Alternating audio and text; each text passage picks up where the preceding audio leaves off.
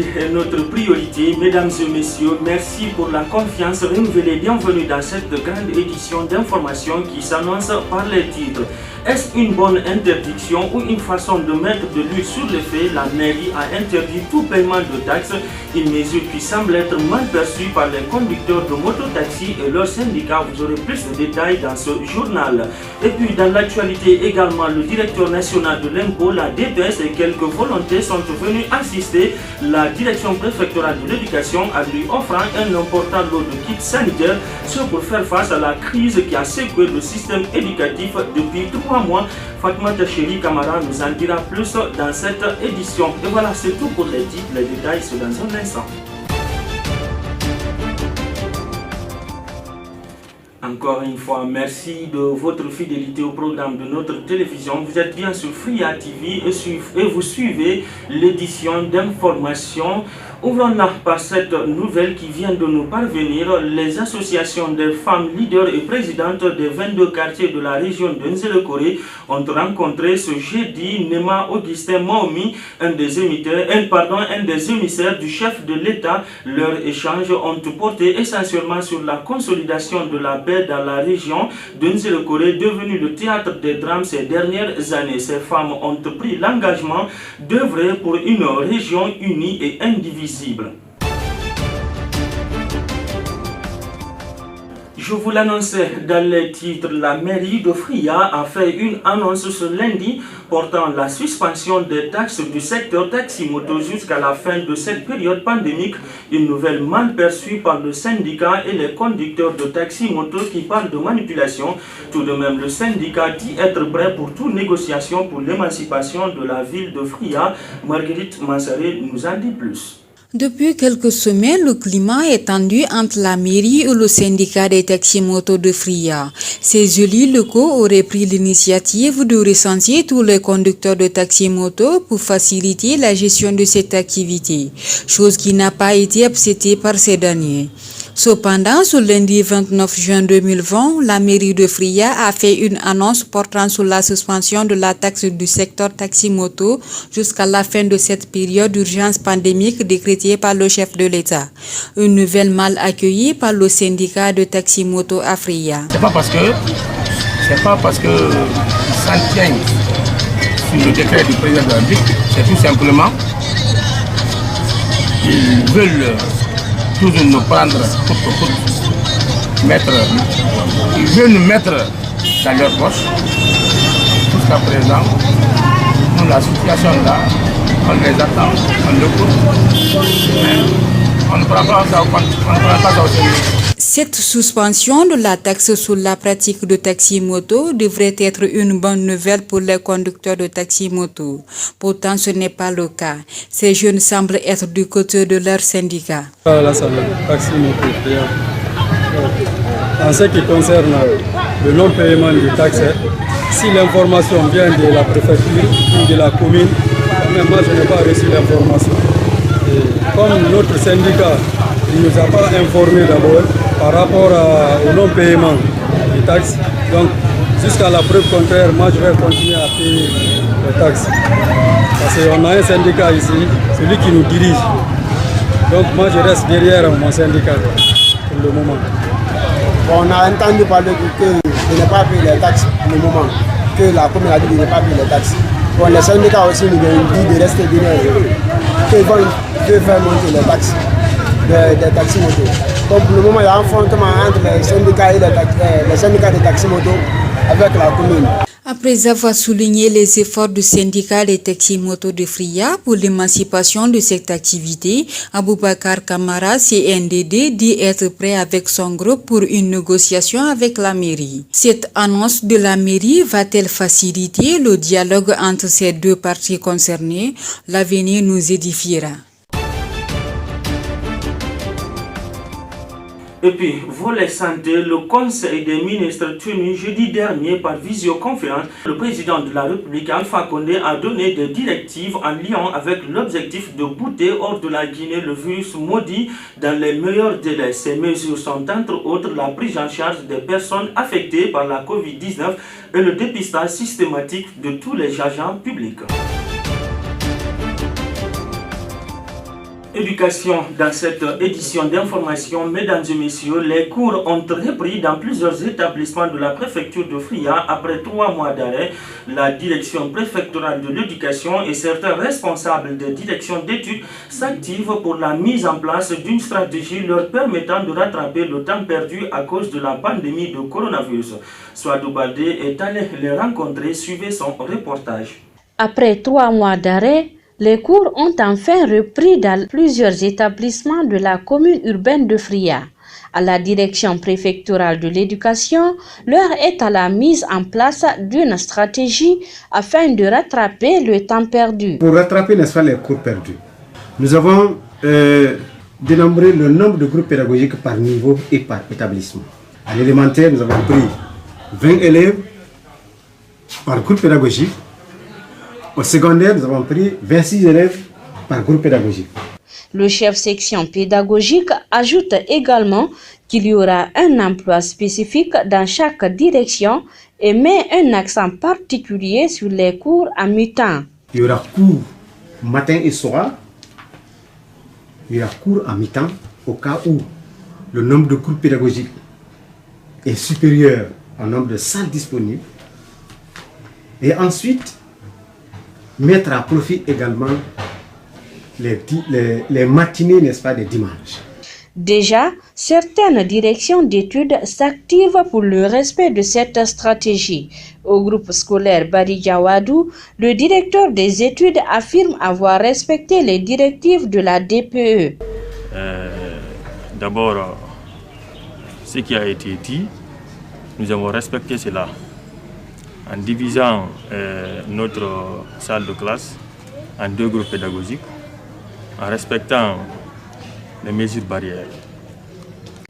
Cette ouverture ne concerne que les élèves se trouvant dans les salles d'examen pour l'instant. Abdoulaye Bari pense qu'il faut que les élèves puissent assimiler les cours dispensés en classe pour mieux affronter les examens. C'est ce que je suis en train de faire. Je vais établir un plan maintenant de travail pour voir comment terminer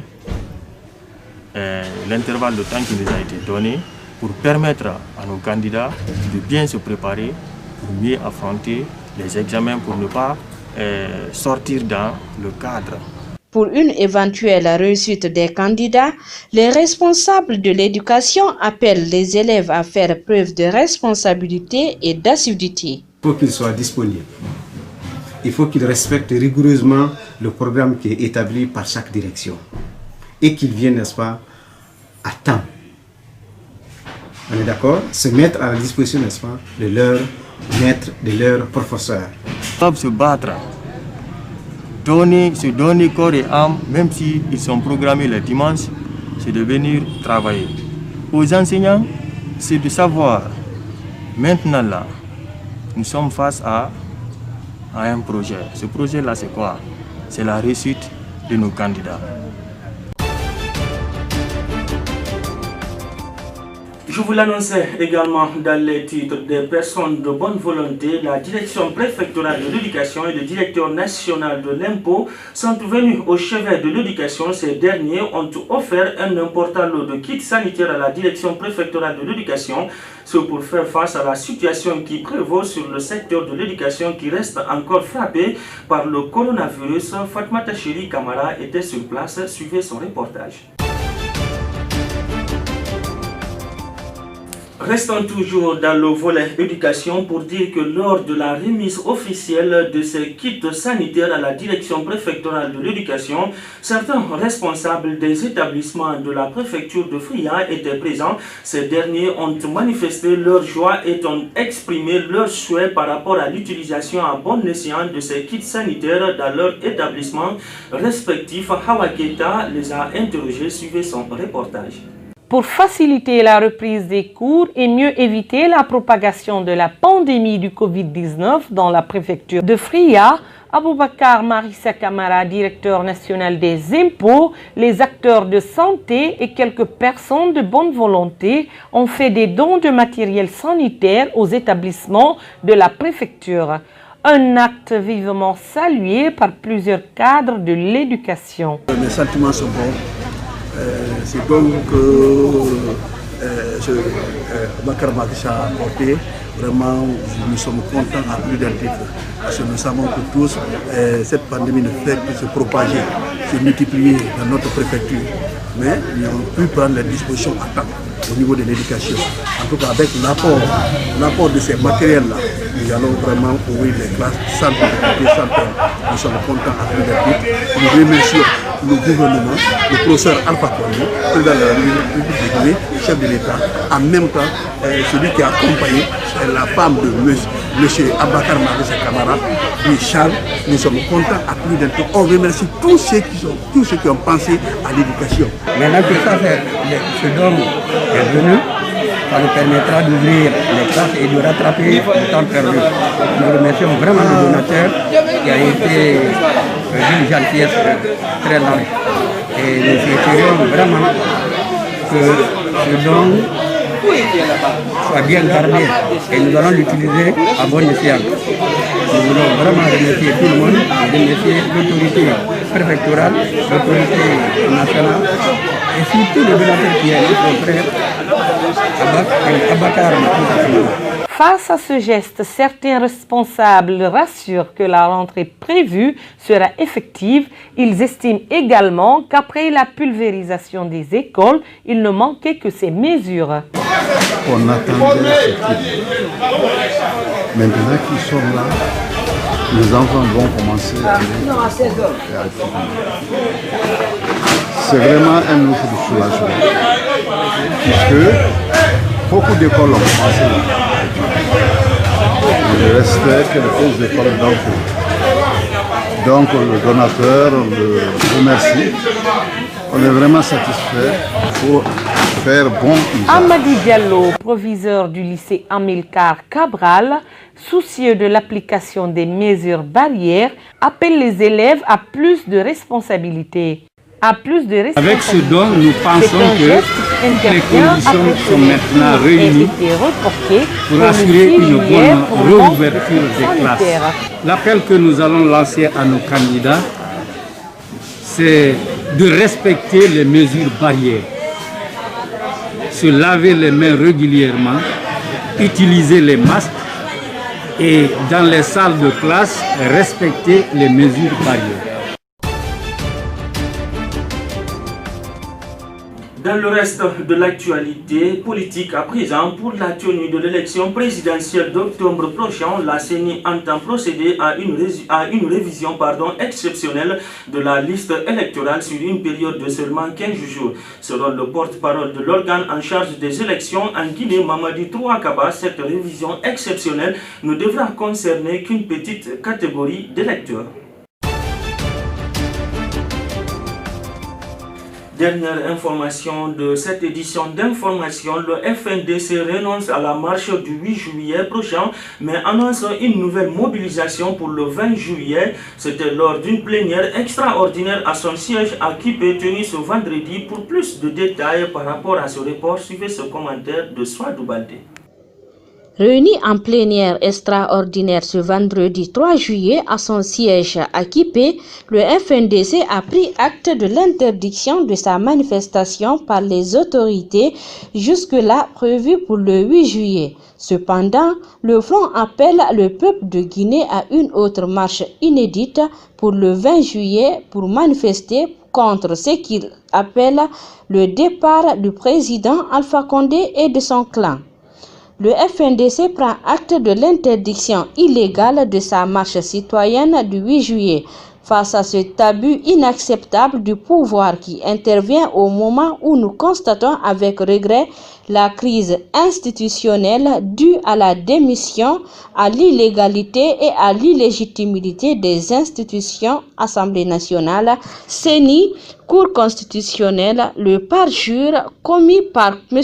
Alpha Condé en violant la Constitution de mai 2010 sur laquelle il a juré par 2 fois le refus délibéré de la mise en place de la Haute Cour de justice, seule institution capable de juger M. Alpha Condé pour cette haute trahison et l'obstination de M. Alpha Condé de rester au pouvoir par la force des armes, le FNDC appelle le peuple de Guinée et toutes les forces vives de la nation à une manifestation sans précédent le 20 juillet 2020 pour exiger le départ de M. Alpha Condé en vue de restaurer l'ordre constitutionnel. Le FNDC met en garde les responsables des forces de défense et de sécurité qu'ils ne toléreraient aucun abus contre les citoyens, a lu le coordinateur national du FNDC, Abdourahmane Sanou. Même s'il ne l'a pas ouvertement dit, le FNDC a semblé faire croire qu'il n'aurait pas besoin d'une autorisation des autorités pour cette énième marche. Et c'est la fin de cette édition d'information réalisée par la rédaction de Fria TV au cadrage Kiernoussi Ndiaye, Amara Kamara, du côté de la régie Jules Zobelemou, Bambo Kourouma. Merci à toutes et à tous de l'avoir suivi. Excellente suite de programme en compagnie de notre télévision. Surtout, n'oubliez pas de respecter les gestes barrières. Au revoir.